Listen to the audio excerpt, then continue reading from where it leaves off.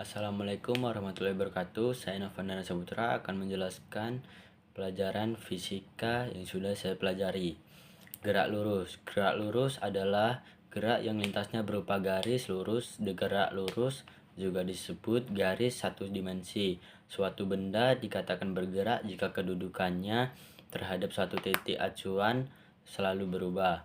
Jadi, dalam hal ini, gerak bersifat relatif bergantung pada acuan yang digunakan. Besaran-besaran dalam gerak lurus. 1. Jarak dan perpindahan.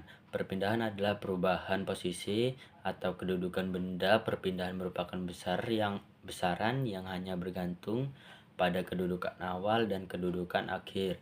Benda yang memiliki arah, besaran yang memiliki nilai dan arah disebut besaran vektor.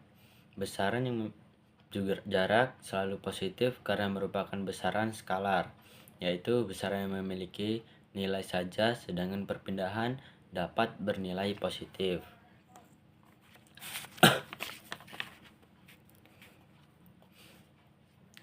2. Kelajuan dan kecepatan. Kelajuan gerak suatu benda menyatakan seberapa cepat benda itu bergerak tanpa memperhitungkan arahnya. Kelajuan V merupakan besaran skalar yang dirumuskan sebagai jarak tempuh S dibagi waktu tempuh. V sama dengan S per T. Satuan SI kecepatan adalah meter per sekon. Kecepatan berbeda dengan kelajuan. Kecepatan merupakan besaran vektor yang dirumuskan sebagai perpindahan dibagi selang waktu. Ini merupakan definisi kecepatan rata-rata jika dalam selang waktu hingga sebuah benda bergerak dari posisi awal ke posisi akhir. Selain kecepatan rata-rata, ada pula kecepatan sesaat.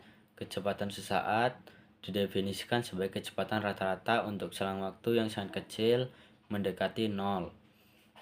3. Percepatan. Suatu benda yang bergerak dikatakan mengalami percepatan jika kecepatannya berubah. Percepatan merupakan besaran vektor. Percepatan bernilai positif jika dengan kecepatan. Dalam hal itu, gerak benda akan mundur makin cepat atau dipercepat. Sebaliknya, kecepatan bernilai negatif jika berlawanan arah dengan kecepatan. Percepatan didefinisikan sebagai perubahan kecepatan dibagi selang waktu. Jika kecepatan gerak benda berubah dari pada selang waktu hingga percepatan di atas dikenal sebagai percepatan rata-rata. Lalu saya akan menjelaskan tentang dinamika. A. Gaya. Gaya adalah sesuatu yang cenderung memengaruhi keadaan gerak atau bentuk fisik suatu benda.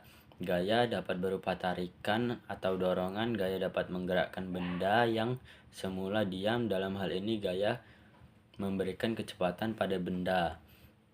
Gaya juga dapat menghentikan benda yang semula bergerak.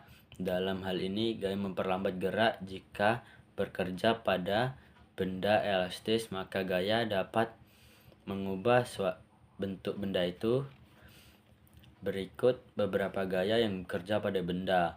1. Gaya berat. Gaya berat atau sering disebut berat merupakan gaya bekerja pada suatu benda akibat tarikan bumi, yaitu gravitasi. Arah gaya berat selalu menuju pusat bumi.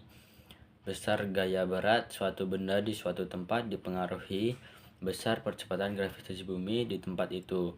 Percepatan gravitasi dilambangkan dengan 8/9 dan pada setiap benda bermassa M akan bekerja gaya berat yang besarnya W sama dengan mg.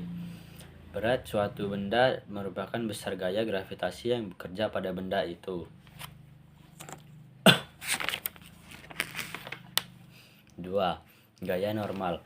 Gaya normal merupakan gaya sentuh yang diberikan suatu permukaan yang stabil pada benda yang bersentuhan dengannya.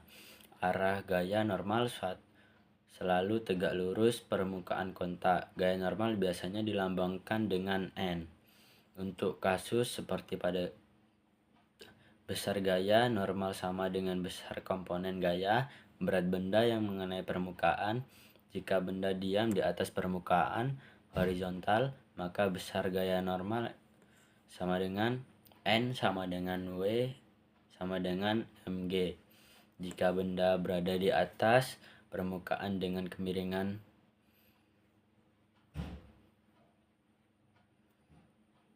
NW cos atau N sama dengan mg cos. 3. Gaya gesek. Gaya gesek merupakan gaya yang bekerja pada permukaan dua benda yang bersentuhan dan bergerak melewatinya atau berusaha bergerak melewatinya. Arah gaya gesek berlawanan dengan kecenderungan arah gerak benda. Gaya gesek dapat memperlambat gerak benda. Besar gaya gesek bergantung pada sifat interaksi kedua permukaan yang bersentuhan. Sifat interaksi itu ditunjukkan dengan nilai koefisien geseknya N. Gaya gesek dapat dibedakan menjadi dua macam, yaitu gaya gesek statis F dan gaya gesek kinetis. Demikian pula koefisien geseknya dibedakan menjadi koefisien gesek statis dan koefisien gesek kinetis. Berikut adalah penjelasan tentang pelajaran fisika. Saya Novenal Saputra. Saya akhiri. Assalamualaikum warahmatullahi wabarakatuh.